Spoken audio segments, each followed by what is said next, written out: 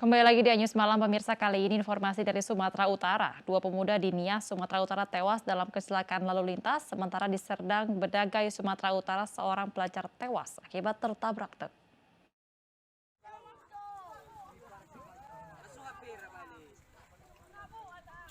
Dua pemuda yang berboncengan dengan sepeda motor tewas usai tertabrak truk pengangkut air galon di Nias Barat, Sumatera Utara.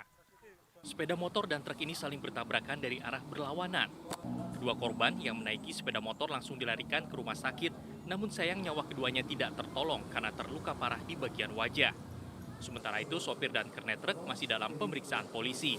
Dan dinyatakan telah meninggal dunia, dan kemudian salah seorang korban juga yang merupakan kernet daripada mobil L300 masih menjalani perawatan di rumah sakit. Namun sopir mobil daripada L300 sudah kita amankan di unit Laka Polres Nias. Di Serdang Bedagai, Sumatera Utara diduga berkendara dengan ugal-ugalan, seorang pelajar menabrak sebuah truk.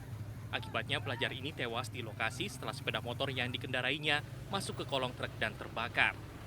Jenazah korban langsung dievakuasi ke rumah sakit, sementara polisi menggelar olah tempat kejadian perkara dan memeriksa sejumlah saksi. Dari Nias Barat dan Serdang Bedagai, Sumatera Utara, Tim Liputan iNews melaporkan. Video penganiayaan seorang pengendara sepeda motor oleh seorang anggota polisi di Deli Serdang, Sumatera Utara viral di media sosial. Penganiayaan ini berbuntut dicopotnya oknum Polantas.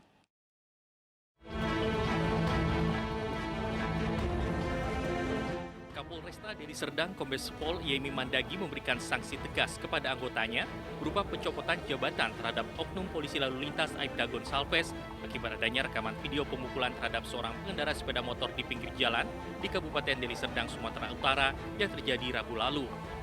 Aibda Gonsalves hingga saat ini masih menjalani pemeriksaan Propam Polresta Deli Serdang.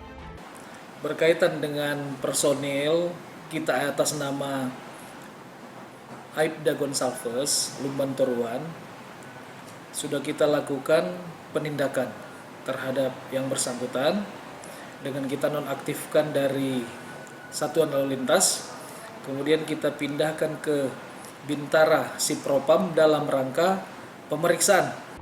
Sebelumnya Kapolresta Deli Serdang telah meminta maaf kepada masyarakat khususnya kepada keluarga korban atas tindakan yang dilakukan anggotanya. Kedua belah pihak antara korban dengan Aibda Gonsalves telah berdamai. Peristiwa bermula ketika seorang pria yang masih berada di atas sepeda motor memaki-maki petugas lantaran tidak terima ditilang setelah melanggar lalu lintas. Selain tidak memakai helm, pengendara juga tidak mengenakan masker. Bahkan pria ini beberapa kali memukul motornya menggunakan tangan sambil membentak petugas. Merasa tidak dihargai, oknum petugas Satlantas Aibda Gonsalves naik pitam hingga akhirnya menganiaya korban hingga terkapar. Ibu korban yang melihat anaknya dianiaya langsung berteriak dan meminta tolong. Sementara itu aksi penganiayaan yang dilakukan oknum polisi tersebut menjadi tontonan warga sekitar. Dari Deli Serdang, Sumatera Utara, Amiruddin, iNews melaporkan. Seorang direktur TV swasta lokal di Jawa Timur bersama dua orang stafnya ditetapkan sebagai tersangka penyebaran berita hoaks yang berpotensi memicu perpecahan. Dari kegiatannya itu, para tersangka mendapatkan keuntungan hingga 2 miliar rupiah dalam waktu 8 bulan.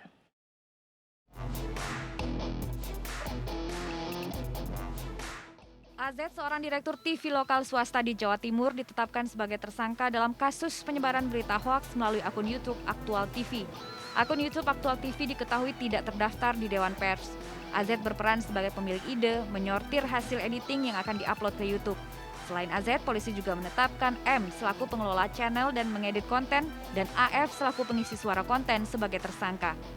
Kalau saudara AZ sendiri ini, dia adalah pemilik dari channel Aktual TV ini.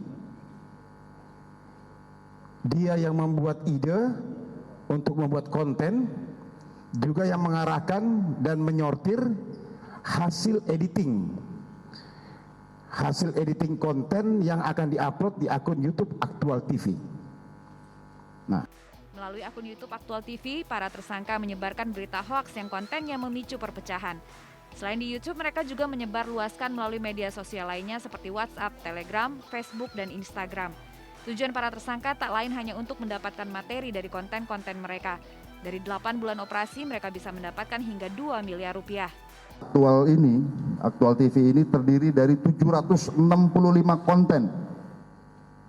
Yang sebagian besar ini berisikan tentang konten-konten provokatif yang bisa memecah belah persatuan bangsa, menimbulkan keonaran.